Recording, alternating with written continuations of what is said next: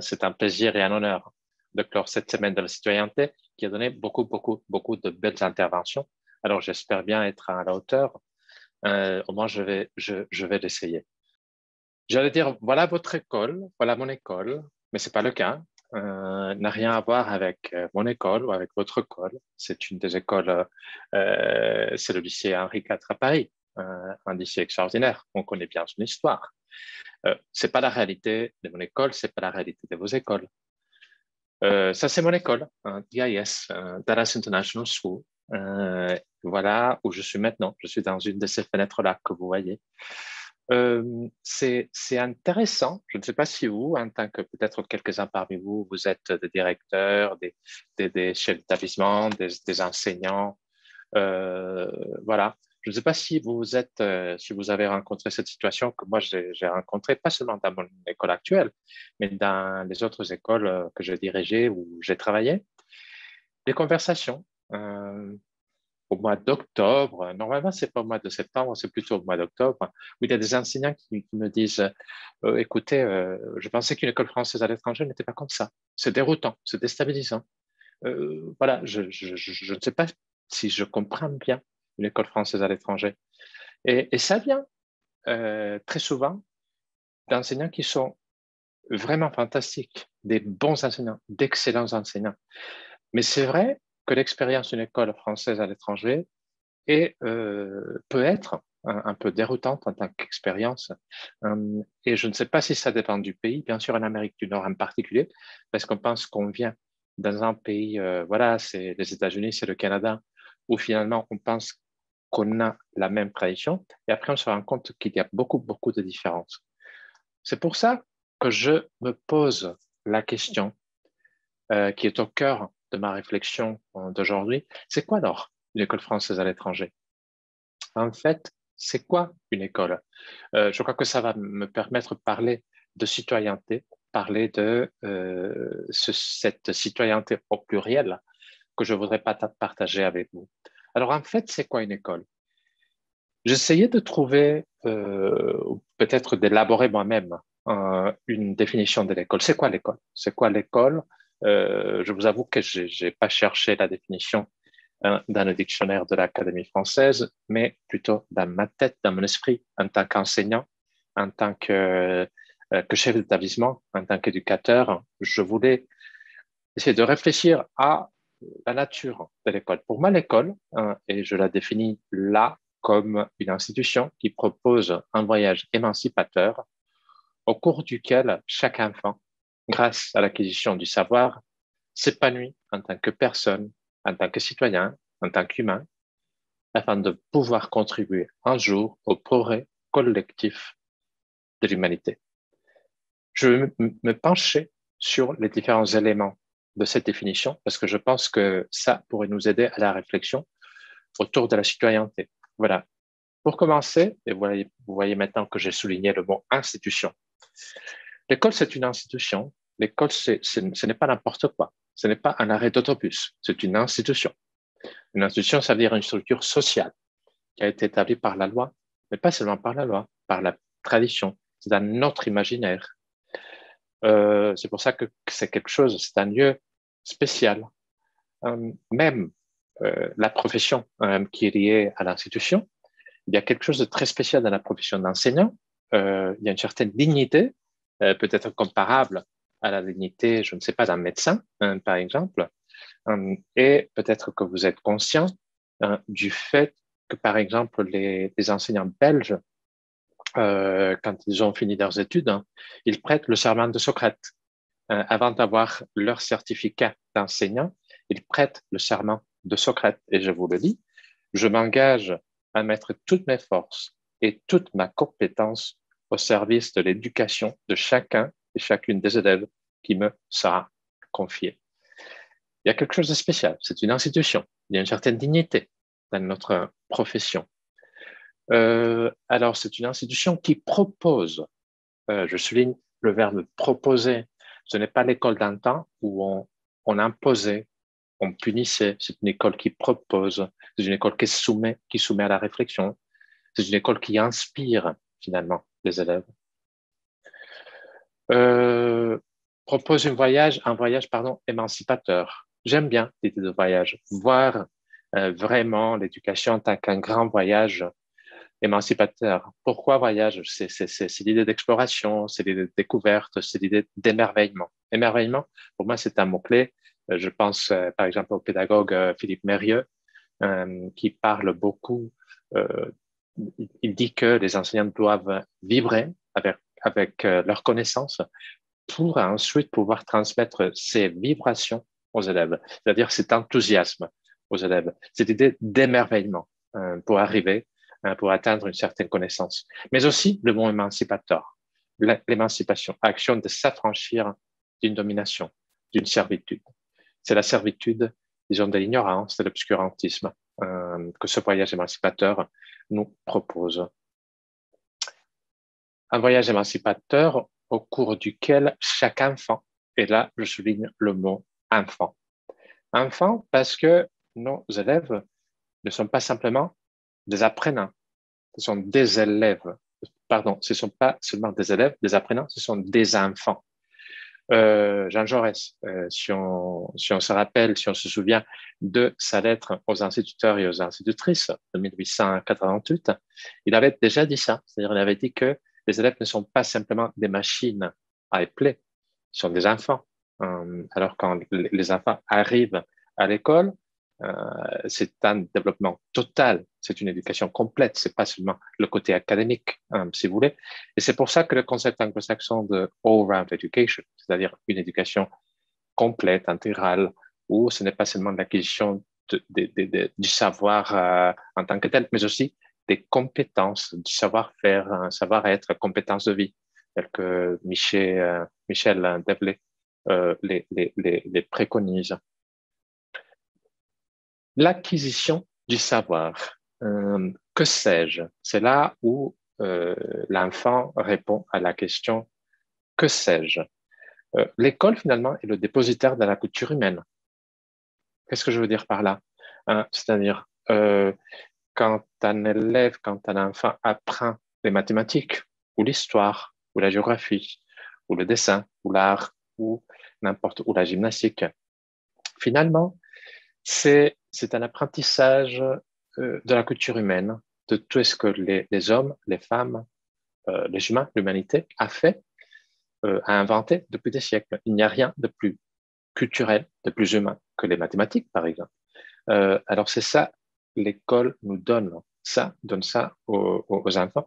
Et si je parle d'un savoir historique, c'est parce que finalement, quand on apprend, disons, par exemple, la littérature, c'est un peu l'histoire des textes de l'humanité. Quand on apprend, par exemple, disons, l'art ou la musique, c'est l'histoire de la sensibilité humaine. Alors, c'est pour ça que je parle de savoir historique, parce que l'école nous donne cette histoire du développement de la culture humaine dans toutes ses modalités, pour ainsi dire. Alors, chaque enfant, grâce à l'acquisition du savoir, s'épanouit. Pour moi, l'idée d'épanouissement est fondamentale. C'est une idée de plénitude, d'harmonie, de bonheur. J'aime bien l'image de la fleur qui s'ouvre, qui déploie ses pétales. Voilà l'enfant qui s'épanouit. Ça, c'est un peu plus compliqué. S'épanouir en tant que personne, en tant que citoyen, en tant qu'humain. Je retourne à Jean Jaurès, dans la même lettre aux instituteurs, où voilà, il répondait aussi à la question qui suis-je en tant qu'enfant qui va à l'école. Il avait dit les enfants seront citoyens si lui il met ça au pluriel, pardon, au futur.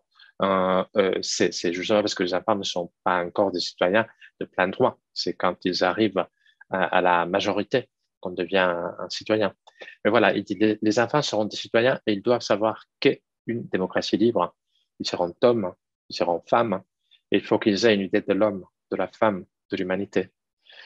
Voilà, l'éducation donne aux enfants pas seulement une formation académique, mais une formation en tant que personne, en tant que citoyen, en tant qu'humain. Permettez-moi de vous expliquer un petit peu ce que je veux dire avec ou à travers ces mots-là, personne, citoyen et humain. La personne, pour moi, c'est l'identité que chaque enfant développe. Et c'est une identité, c'est pas comme si l'enfant développait cette identité à la maison et après on arrive à l'école, et il arrive à l'école, elle arrive à l'école et il n'apprend que les maths ou l'histoire géo. Non, c'est son identité qui continue d'évoluer. Quand je parle d'identité, quelquefois je parle des attributs personnels, quelquefois je parle de l'identité nationale, ça peut être l'identité euh, religieuse pour certains, identité sexuelle, beaucoup de niveaux, de couches différentes d'identité qui forment la personne humaine, tandis que le citoyen, c'est la relation entre plusieurs personnes. C'est moi, pas seulement en tant que personne, c'est pas l'enfant euh, isolé, c'est l'enfant en société, c'est l'enfant avec d'autres enfants, c'est le citoyen ou le futur citoyen. C'est pour ça que dans nos écoles, dans l'école en général, on veut que les enfants prennent une position par rapport à ce qui se passe dans notre société. Moi, quand je montre cette photo, par exemple, aux élèves de mon école, ici à Dallas, moi, je ne veux pas leur dire ce qu'ils doivent penser par rapport à ça. Moi, je leur dis qu'ils doivent penser par rapport à cette question. Là, nous voyons deux jeunes, peut-être même le même jeune, j'en sais rien, qui, l'un des deux, a son diplôme universitaire et l'autre qui est mécanicien. Alors voilà, ce sont des questions auxquelles il faut se pencher. Est-ce que les deux jeunes ont eu les mêmes opportunités ou pas? Et quand je parle à mes élèves, je dis toujours, c'est pas à moi de vous donner la réponse, mais c'est à vous de donner une réponse. Mais au moins, ce que je veux, c'est votre réflexion. Même chose pour cette diapositive. Il semblerait que c'est le même homme. Que d'un côté, nous voyons un clochard, de l'autre côté, nous voyons un milliardaire du Texas, où j'habite en ce moment. Alors, quel est leur parcours? Pourquoi est-ce que l'un est comme ça et l'autre comme ça? De nos jours, bien sûr, l'école est une école citoyenne qui se penche sur l'égalité filles-garçons. Aux États-Unis et au Canada, on a vécu, comme partout dans le monde, mais peut-être qu'ici, l'incidence a été plus importante, la question de l'assassinat de le meurtre de George Floyd. Ça a eu un impact considérable sur nos écoles. Alors, bien sûr, nous penchons aussi sur les questions d'égalité raciale. Quand je parle de l'humain, le troisième échelon, si vous voulez, l'école qui forme la personne, qui forme le citoyen, qui forme l'humain. Quelquefois, de nos jours, on parle beaucoup de ce qu'on pourrait appeler le citoyen mondial, le global citizen, qu'on dit en anglais. Moi, je ne sais pas si j'aime bien l'expression, parce que en anglais, quelquefois, des mots comme la mondialisation, globalization, et même global citizen ont comment vous voulez dire, on pense à la mondialisation du point de vue de l'économie, du commerce, la mondialisation à travers l'économie, pas vraiment à la création d'une identité humaine au niveau de la planète, d'une humanité culturelle, un partage culturel, par exemple. Alors moi, je préfère parler de l'humain, la formation à l'humain, si vous voulez. Et bien sûr, dans nos écoles, on essaye de promouvoir un certain regard international au sein de, pas seulement des élèves, hein, je pense aussi aux enseignants, un regard international et interculturel que je voudrais expliquer très rapidement. Un regard international, bien sûr, nos élèves, je ne parle pas forcément des élèves de CP, mais si on parle de lycéens, bien sûr, on devrait être conscient de la crise des sous-marins. Je parle entre la France et les États-Unis il y a quelques semaines, et je parle de mon école. Peut-être dans une école au Maroc, ça n'est pas important du tout. Mais pour mon école, c'est important. C'est important que nos élèves euh, réfléchissent à la politique internationale, parce que ça fait partie de leur formation en tant qu'humain.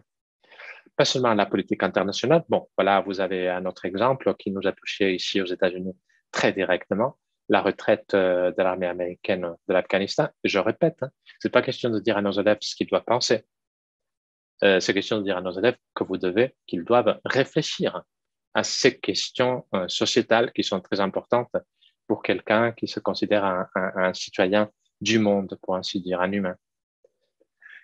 Ce n'est pas seulement la politique internationale, mais ce que les Nations Unies appellent les grandes questions de l'humanité. Ils ont identifié 18, 19 grandes questions sur lesquelles on devrait s'épancher pour donner vraiment une éducation internationale à nos élèves. Et là, vous voyez des thèmes comme l'Afrique, la décolonisation, femmes, égalité hommes-femmes, question de population, question de maladie, question de réfugiés, droits de la personne, énergie atomique, changement climatique, dérèglement climatique, paix. Vous voyez tous les grands thèmes, hein, démocratie, alimentation, personnes âgées, enfants, l'eau, les océans, les grands thèmes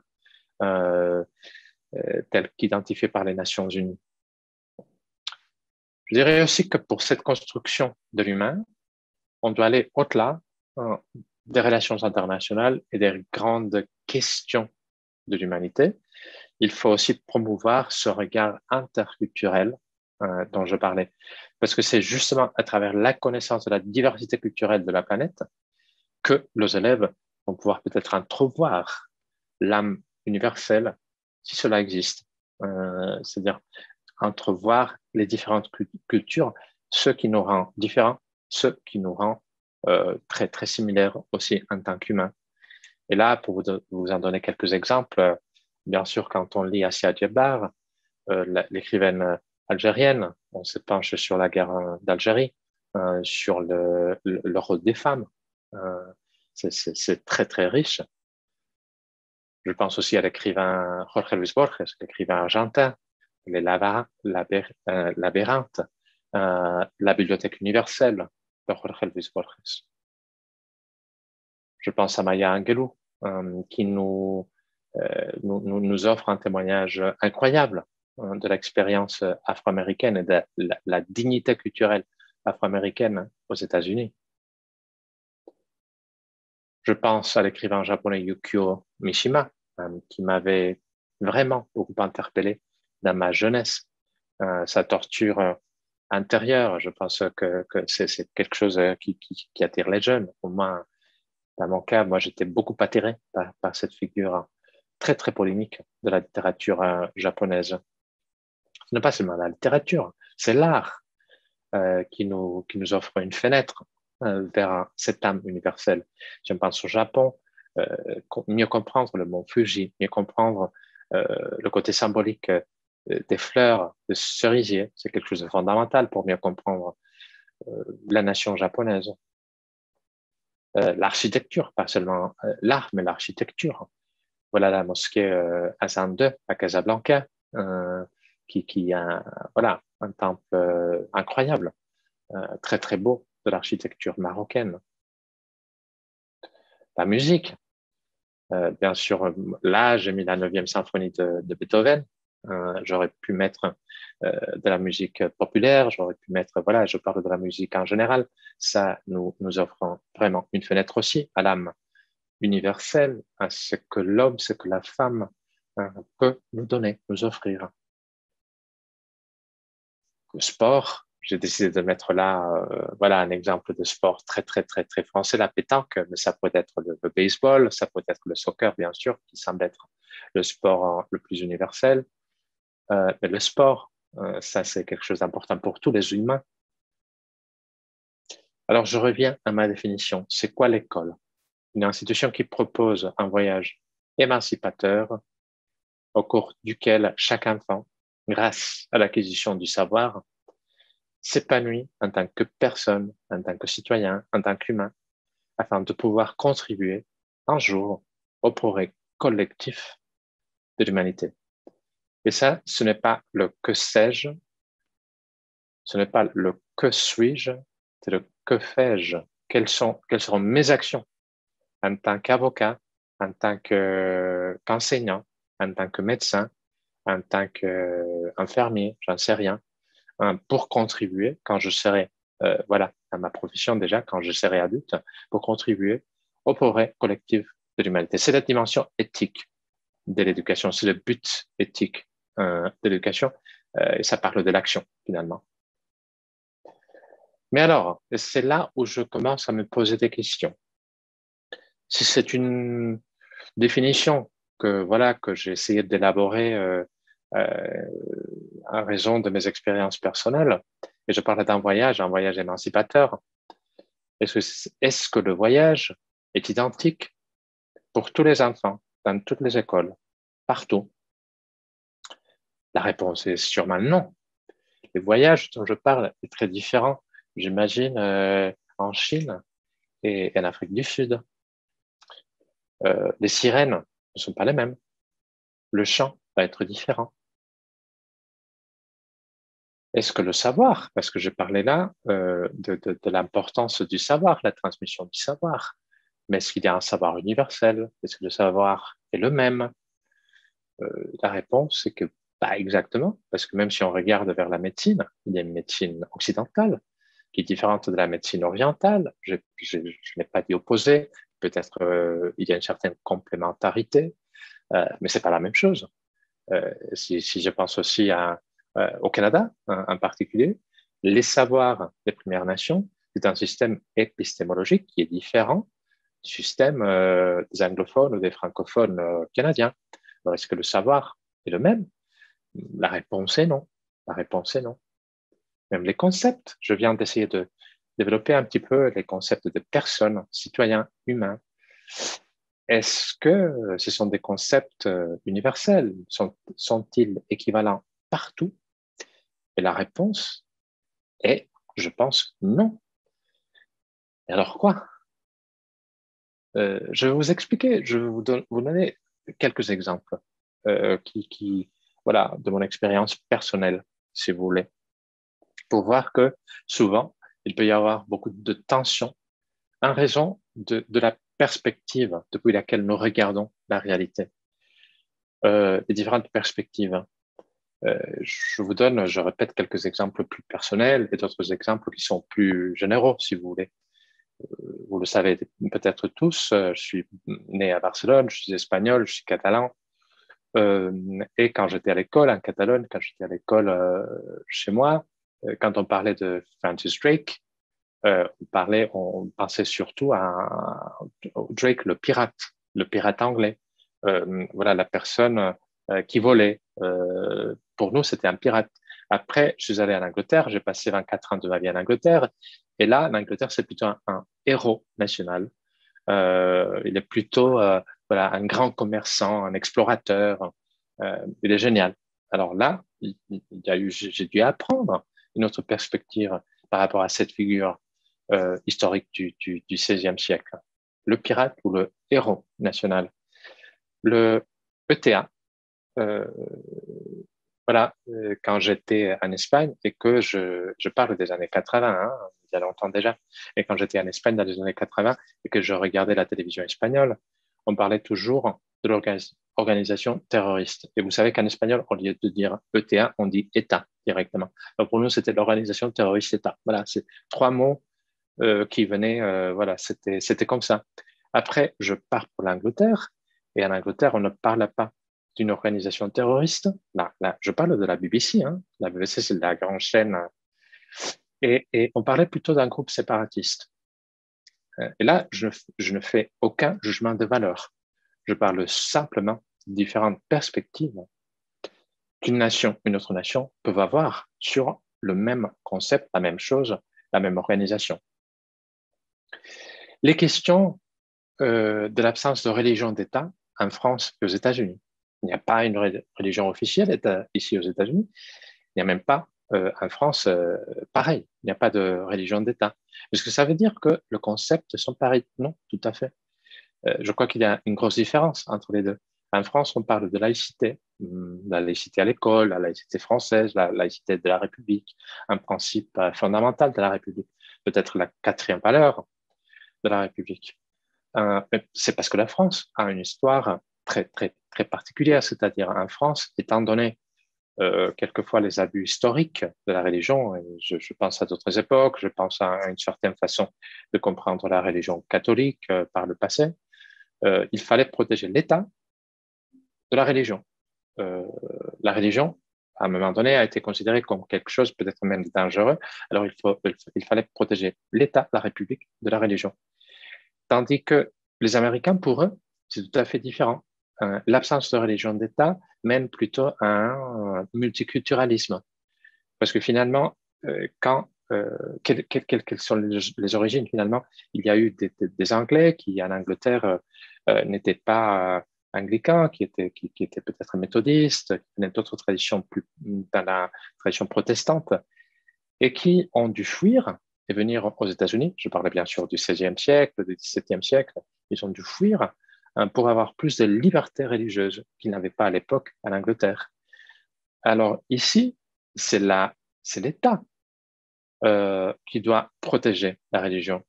Alors il faut protéger, pardon, là, non, c'est pas ça ce que je voulais dire. Il faut protéger la religion de l'État. L'État peut nuire à la religion parce que la mémoire historique, c'est l'Angleterre ou 16e, 17e siècle, où l'État nuisait à la religion. L'État ne permettait pas la liberté religieuse. Alors, l'idée de la laïcité française est protéger l'État de la religion. L'idée du multiculturalisme américain, c'est protéger la religion de l'État, de l'intervention de l'État. Même le blasphème. Est-ce que nous avons le droit au blasphème?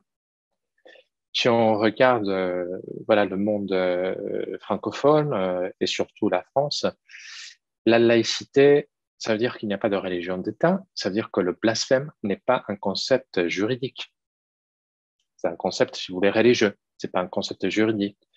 Alors oui, on a le droit au blasphème en France. Ça ne veut pas dire qu'il n'y ait pas de limite à la liberté d'expression. Bien sûr, en France, comme dans tous les pays, il y a des limites à la liberté d'expression. Mais théoriquement, et à la pratique, le blasphème en tant que tel n'est pas vraiment un délit parce que ce n'est pas un concept juridique.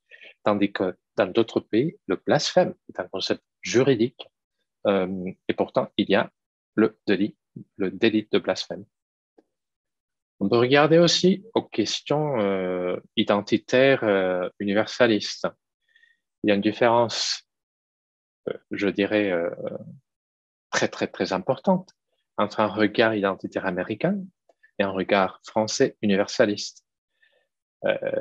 Et Caroline Furest a beaucoup écrit sur ce thème-là.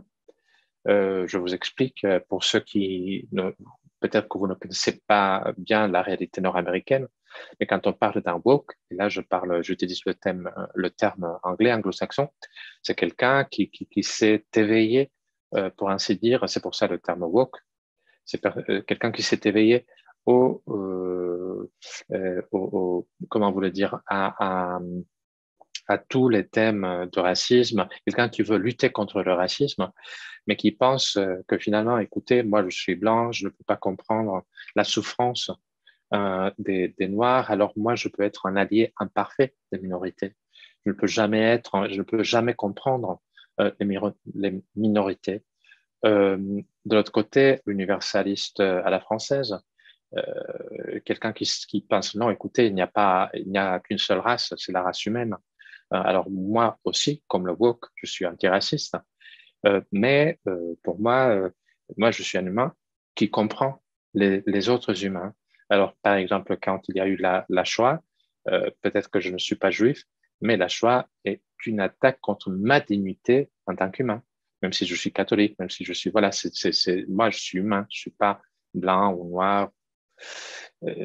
L'identitarisme américain et l'universalisme français sont deux visions très différentes, deux visions qui luttent contre le racisme, mais chaque vision a sa manière.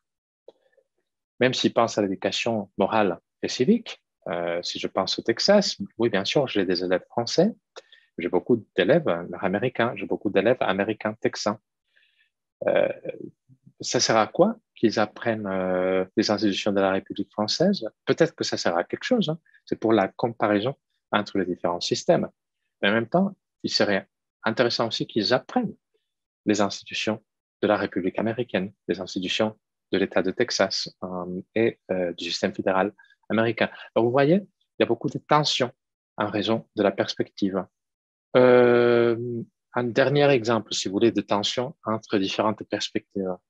Et ce qu'en anglais, quelquefois, on appelle le service learning, c'est-à-dire des voyages d'aide, des voyages de solidarité où nos jeunes, les jeunes les élèves qui fréquentent nos écoles, partent dans un pays étranger pour participer à des projets tels que, par exemple, la construction d'une école. Un projet intéressant. Si on pense à comment une mentalité, si vous voulez, une école française ou une école américaine pourrait regarder ce voyage, on va se rendre compte de la différence de mentalité entre les deux pays, civilisations, je ne sais pas comment les appeler. Ici aux États-Unis, on pourrait décrire ces élèves comme young heroes as students acquire leadership skills through charity work in. Normalement, ils vont parler des Américains et les Anglais d'un pays anglophone, comme l'Inde, par exemple. Alors, des jeunes héros, nos élèves acquièrent des compétences en leadership grâce à leur œuvre de charité. Voilà. On pourrait voir ce titulaire sur un site web d'une école américaine. Voilà.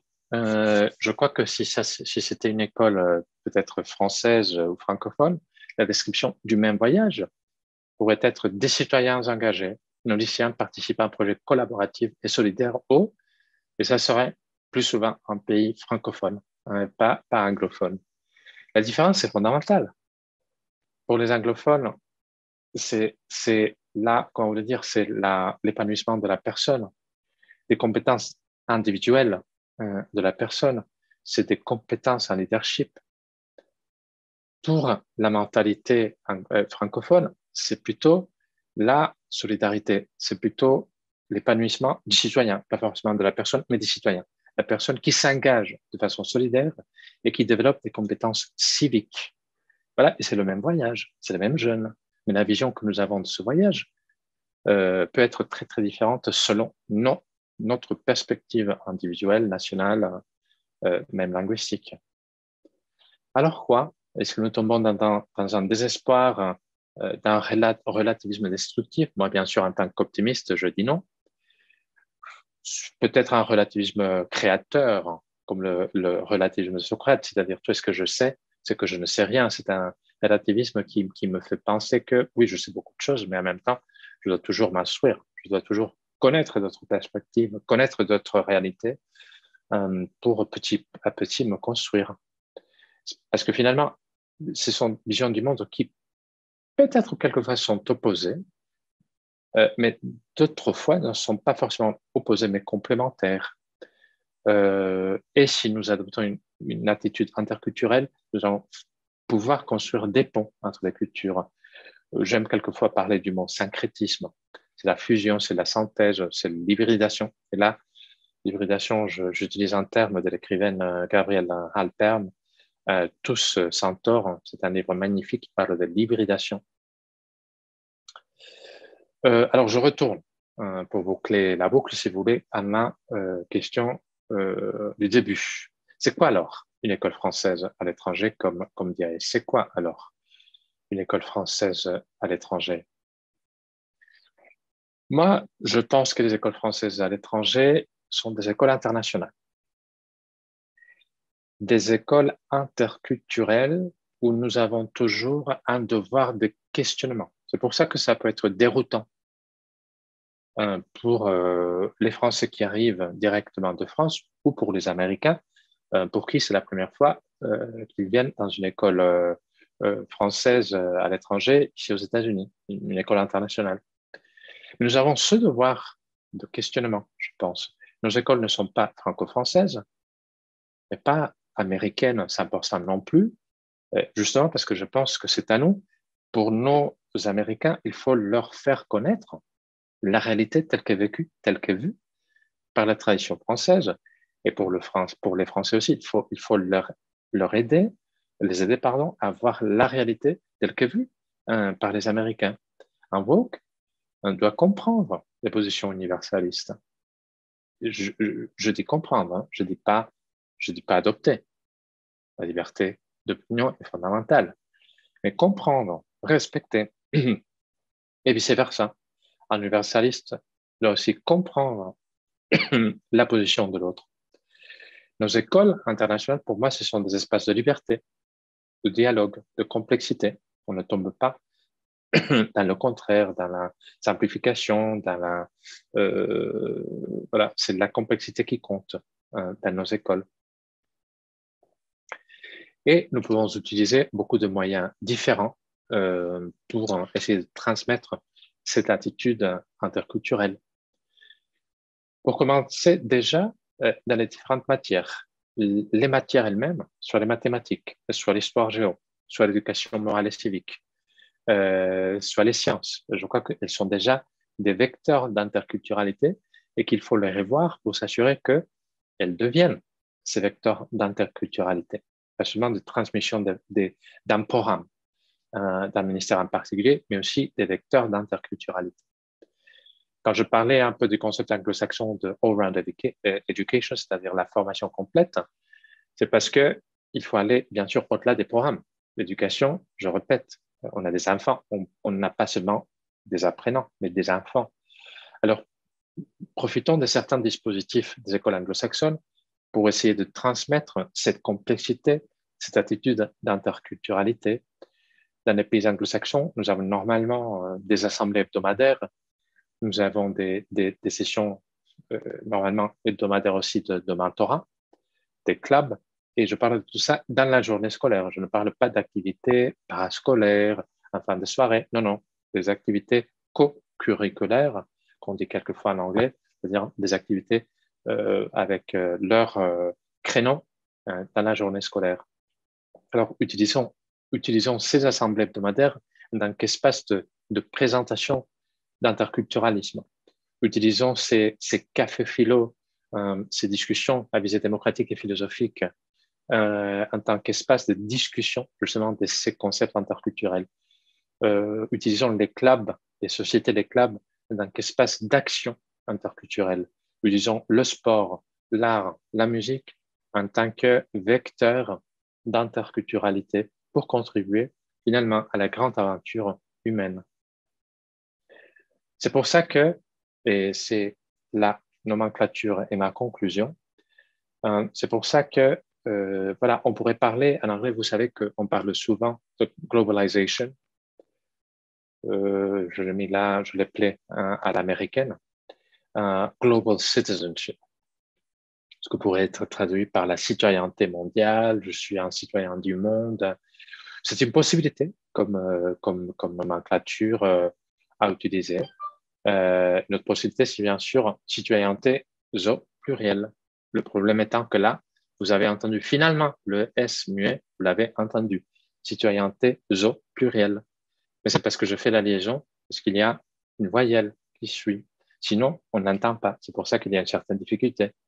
On pourrait parler même d'une citoyenneté hybride ou syncrétique. Hybride parce qu'il y a un processus d'hybridation. Syncrétique parce qu'on pourrait arriver à un résultat déjà syncrétique entre les différentes cultures. Moi, je prône peut-être une autre nomenclature. C'est justement la citoyenneté interculturelle. Pour moi, l'interculturalité est au centre de ce qu'on veut faire, on devrait faire, je pense, dans nos écoles françaises internationales. Et ce n'est pas multiculturel, il y a une différence. Le multiculturalisme, c'est tout simplement la cohabitation, si vous voulez, de différentes cultures. L'interculturalisme, l'interculturalité, c'est une attitude. C'est moi, j'ai ma propre culture et je m'intéresse aux cultures des autres parce que ce que je sais, c'est que je ne sais rien. C'est-à-dire, mon attitude est d'apprentissage constant, de curiosité constante envers les autres cultures pour établir des ponts. C'est pour ça que moi, j'aime parler d'une citoyenneté interculturelle. C'est pas un processus, c'est pas un résultat, c'est une attitude vitale. C'est une attitude constante d'apprentissage. On apprend de l'autre et on inspire l'autre. L'autre doit être aussi ouvert à nous. Et on bâtit l'avenir, on construit l'avenir avec l'autre. Et voilà, si vous voulez, maintenant on peut passer, on a encore une quinzaine de minutes. On pourrait, vous pourriez me poser des questions, vous pouvez partager vos témoignages. Comment vivez-vous la citoyenneté interculturelle? Est-ce une source de conflit, d'épanouissement, les deux? Voilà que je voulais peut-être commencer une petite discussion. Merci beaucoup, Joseph, pour cette présentation riche. Alors moi, je propose tout de suite à Michel, je ne sais pas ce qu'il en pense, mais la définition que vous donnez, Joseph, d'une école pourrait être inscrite à tous les frontons des établissements MLF. Réunir dans la même phrase les mots émancipateur, épanouir, savoir, citoyen, humain, collectif, humanité, c'est un tour de force que j'intégrerai bien dans chaque établissement. Bonsoir tout le monde. Alors, premièrement, je voudrais m'excuser de ne pas avoir ma caméra. La situation fait que la connexion est très faible, donc je ne peux pas mettre d'écran. Je suis vraiment désolée pour ça. Vous allez devoir écouter la voix et pas voir le visage. En fait, je voulais juste remercier Monsieur Gonzalez pour sa présentation qui est juste fantastique, extraordinaire. Elle apporte une source de réflexion riche, je pense intarissable, tellement il y a de choses que l'on peut dire et tellement de choses à voir et tellement il y a d'approches différentes. Je pense que je vais être votre fan numéro un, Monsieur Gonzalez. J'ai beaucoup apprécié votre présentation. Elle est fascinante, elle est riche, elle va dans un sens qui est utile, nécessaire à nos établissements. C'est quelque chose que l'on ne peut pas ignorer. C'est quelque chose qui doit être pris en considération par tous les personnels, par toutes les personnes dans ces établissements, de la personne la plus présente auprès des élèves à celle qui est la plus loin. Je pense qu'il y a une approche interculturelle qui se fait par certaines personnes, mais qui n'est pas toujours assez encadrée, qui pourra aller beaucoup plus loin. Est-ce que c'est un conflit ou est-ce que c'est un épanouissement? Je pense que l'épanouissement va venir du fait où on se rend compte que ça peut être un conflit et qu'on va vouloir aller au-delà du conflit. Quand on prend conscience de la possibilité du conflit, on va aller chercher l'épanouissement d'abord. Donc, je voulais juste, il n'y a pas de question, je voulais juste vous dire merci, merci, merci et merci encore une fois. Merci à vous, madame, merci beaucoup. Et pour moi, vous avez raison, c'est-à-dire, parce que finalement, c'est difficile, c'est difficile. Ça c'est la théorie. Après, comment est-ce qu'on met ça à la pratique? Et c'est pour ça que je parle de conflit. Je ne parle pas de conflit parce que est-ce que ça représente un conflit réel? Pas forcément. Quelquefois, oui. Sur certaines questions, ça peut représenter un conflit difficile à résoudre, mais la plupart du temps, c'est peut-être le conflit de comment est-ce qu'on fait ça, comment on éduque, on s'éduque nous-mêmes et on éduque nos enseignants à faire ça tous les jours. C'est pas évident, mais je pense que voilà, oui, pour moi, c'est fondamental et c'est ce que nous essayons tous de faire dans notre vie quotidienne, je pense. Est-ce qu'il y a d'autres questions ou des commentaires ou des partages à faire sur votre expérience dans Moi, les... Allez-y. C'est moi, Joseph, et je pense que tu reconnais peut-être ma voix, hein, Alexandre de Toronto. Alors, ça, quel plaisir de te revoir. Moi, bon, bien évidemment, hein, nous, avec les collègues qui sont connectés ici aussi sur cet appel, sur cette présentation aujourd'hui, on a pu jouir de ces présentations et de ces discussions très sophistiquées et très profondes qu'on a eues ensemble à TFS. Moi, je pense que la solution ou partie de la solution est dans l'éducation des enseignants, des équipes éducatives qui doivent être sensibilisés à l'interculturalité, à ce mode de pensée. Et par la suite, le décliner en stratégie d'enseignement et en procédure au sein de la classe afin de s'assurer que justement on commence à enseigner de cette manière. Donc, c'est plus un commentaire plutôt qu'une question, Joseph. Mais effectivement, merci beaucoup pour cette présentation qui fait réfléchir et qui fait réagir. Merci, Alex. Merci beaucoup. Et oui, je pense à c'est un peu l'humilité aussi que nous devons tous avoir par rapport à, il faut apprendre, c'est une attitude. Mais ça va très bien avec notre formation finalement d'enseignant. Ça va bien avec notre curiosité intellectuelle naturelle, avec la dignité de la profession, avec ce que nous voulons faire. Voilà, je pense que ce sont des concepts qui incarnent ce que nous représentons en tant que professionnels. David Marquez, c'est une question. Non, je n'ai pas de questions. Cher Joseph, bonjour. Je suis comme mon collègue Alex, je suis particulièrement ravi de te voir. Et je voulais te dire merci encore une fois, mais on te l'a déjà dit dans le passé. Merci d'avoir ravivé cette petite flamme qui tendait à vaciller. Et puis, je suis ravi de voir que tu continues à, j'allais dire prêcher. Prêcher n'est peut-être pas le bon mot, encore que est-ce qu'on ne serait pas au début d'un dogme? Mais je suis ravi que tu continues à partager tes idées, ces idées qui nous avaient, je parle au nom de mes collègues ici présents qui te connaissent, qui nous avaient, ta vision du monde, ta vision de l'école qui nous a touchés, ébranlés et qui nous a fait avancer. Merci, donc, merci à beaucoup, toi, Joseph. Et je te dis, cher ami, à très bientôt. Merci, David. Et je pense que tu as utilisé le mot prêcher. C'est-à-dire, bien sûr, quand on parle, on ne mêle pas la religion et l'éducation dans notre tradition républicaine. En même temps, c'est vrai que même quand je parlais de la dignité de l'enseignant, c'est vrai que les autres figures traditionnelles seraient le prêtre, serait l'imam, serait le... Voilà, il y a quelque chose dans l'enseignement qui leur rend une vocation. Bien sûr, pas une vocation religieuse, c'est une vocation laïque, mais c'est une vocation quand même, c'est une vocation. Tout à fait.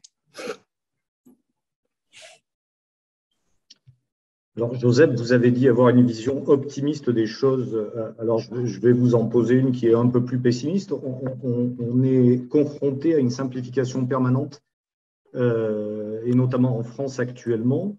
Je trouve que le rapport de force est inégal et qu'il est compliqué de faire preuve de complexité dans nos écoles face à tout ce que les élèves peuvent entendre par ailleurs. Vous disiez que les woke doivent comprendre les universalistes et inversement.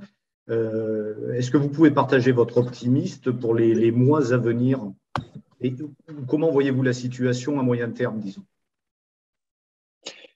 Je suis optimiste par nature et c'est vrai que en France, je dirais la même chose des États-Unis. Hein. C'est difficile en France, c'est difficile aux États-Unis. La situation ici, parler d'universalisme ici, c'est pas évident. C'est pas évident. De la même façon que la situation en France, c'est complexe, et surtout quand on est devant une élection présidentielle d'ici quelques mois, les discours deviennent très très politiques, très politisés. Il faut seulement écouter France Inter le matin pour s'en rendre compte. Si je suis optimiste, c'est tout simplement parce que l'éducation a toujours pu changer les esprits, je pense. De la même façon que il y a, disons, une vingtaine d'années, ou même quand j'étais petit, dans les années 60, dans les années 70, c'était une école qui était très, très, très différente. C'était une école qui était une école punitive. C'était une école, moi, je suis né dans une dictature, au sein de la dictature de Franco, même si c'était vers la fin, c'était déjà, j'ai vécu les 10 dernières années de la dictature franquiste. Mais quand même, j'ai vécu ça. Alors, moi, si je vois l'évolution historique de nos sociétés, les évolutions historiques de l'école en tant qu'institution, je vois beaucoup de réflexions. Et je pense que l'école continue d'être un espace de liberté où nous pouvons avoir, comment vous le dire, un impact direct sur l'enfant. Et c'est ce pari d'avenir, c'est les enfants. Je peux vous mentionner une anecdote qui peut-être n'a beaucoup à voir avec la citoyenneté, mais c'est une anecdote qui explique ce que je veux dire. Quand j'étais professeur de littérature espagnole en Angleterre, il y a un moment donné où j'avais des élèves de terminale et je leur avais donné le choix de lire 2 romans de Gabriel García Márquez, l'écrivain colombien, prix Nobel de littérature. Le choix était entre Chroniques du mort annoncé, c'est un joyau d'une centaine de pages, et 100 ans de solitude, qui est un monstre de 600 pages, mais qui en même temps, voilà, ça nous donne, ça nous fait comprendre Marquez, le monde de Marquez, l'imaginaire de Marquez. je leur avais expliqué ça hein, avant les vacances et ils avaient fait le choix justement le roman le plus long. Voilà, un choix qu'ils avaient fait. Peut-être parce que j'avais insisté un peu plus, j'en sais rien, mais c'était eux qui avaient fait le choix. Alors, ils avaient fait le choix. Au retour des vacances, on commence à discuter. Tout le monde, tous les élèves, oui, c'est une belle discussion. Il y a un élève qui commence à être mal à l'aise. Il y a un élève que je vois qu'il commence à être mal à l'aise. Et à un moment donné, il me dit, écoutez, on va passer. Pourquoi est-ce que vous nous faites ça? Pourquoi est-ce que vous nous faites ça, monsieur? C'est-à-dire, vous allez dans les autres écoles du quartier, et ils vont apprendre, ils ont toutes choisi le roman le plus court. Alors, quand ils passeront l'examen, leurs notes seront plus élevées que la nôtre, parce que voilà, on perd un temps incroyable à lire ce roman de 600 pages. Pourquoi est-ce que nous faites ça, messieurs? Pourquoi est-ce que c'était une accusation? C'est un bon élève hein, qui m'a accusé directement. Il y a déjà peut-être une vingtaine d'années. Voilà, ça a été difficile, un peu difficile à gérer à ce moment-là. Finalement, tout s'est bien passé. On a continué avec le roman Monstre de Marquez. Mais 10 ans plus tard, 5 ans plus tard, 10 ans plus tard, en tant qu'ancien élève, il est retourné à l'école. Il m'a dit, monsieur, merci de m'avoir forcé, de m'avoir obligé à lire ce roman. Ce roman m'a ouvert le monde. J'ai tout compris. J'ai tout compris, monsieur. Merci beaucoup. À l'époque, je ne comprenais pas, tout simplement parce que je n'avais pas lu. Vous nous aviez demandé de lire pendant les vacances, je n'avais pas lu. J'étais perdu. Alors, excusez-moi, monsieur, et merci beaucoup. C'est pour ça que je suis toujours optimiste, parce que même les élèves qui peut-être n'écoutent pas, peut-être qu'ils écoutent. Il y a je ne sais pas, une petite graine, il y a quelque chose là qui est important, qui va s'épanouir à un moment donné, qui va fleurir, qui va s'épanouir. C'est de là mon optimisme, parce que moi, je ne pense pas au court terme. Hein. Je pense que l'école est la profession, une des professions les plus belles du monde. La mienne en tant que chef d'établissement, la mienne en tant qu'enseignant. C'est pour ça, si on ne croit pas à ça, pour moi, c'est voilà, je ferai une autre profession, quoi. Merci infiniment, Joseph. Merci d'être là, merci d'être avec nous. Merci de nous éclairer, merci de faire en sorte que la flamme, quelque part, brûle en nous plus encore.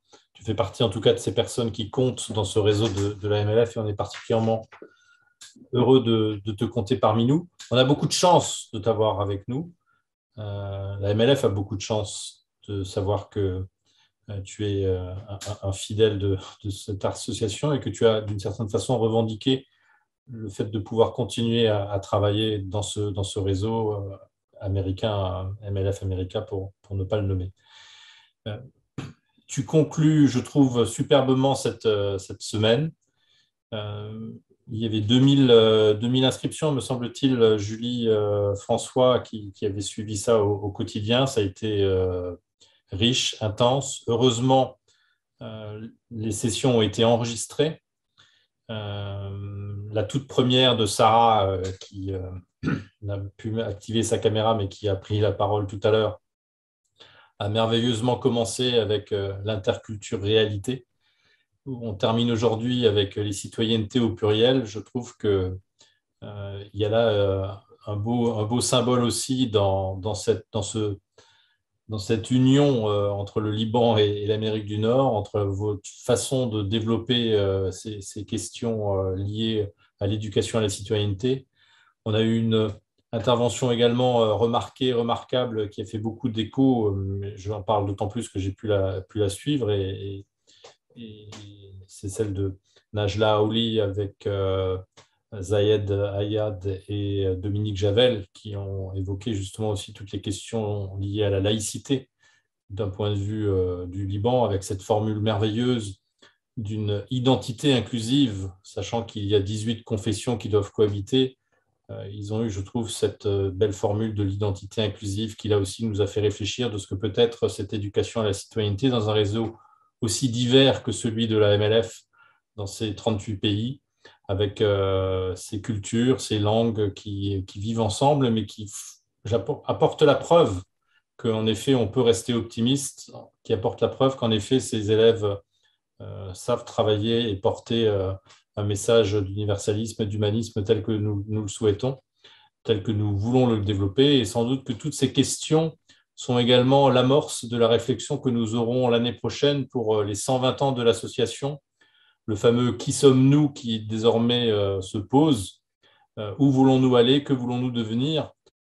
Plus que jamais, François l'a souligné, on est dans un monde complexe, mais un monde où il y a une dégradation à tous les niveaux d'un certain nombre de valeurs, d'un certain nombre de concepts éducatifs.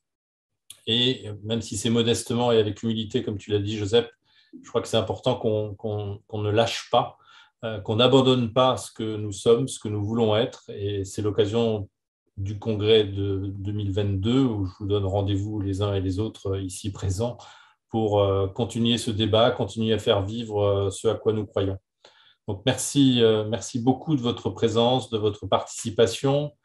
Merci beaucoup à Julie et à toute son équipe pour leur mobilisation formidable toute la semaine. Je vois Marc, je vois François directement impliqués, mais ils ne sont pas seuls. C'est une très belle équipe que nous avons là pour le pôle développement professionnel. Et je sais aussi que nous allons désormais avoir, avec la communication ici au siège, la possibilité de revoir avec un grand confort les sessions enregistrées, la mise en valeur de ce que nous n'avons peut-être pas vu.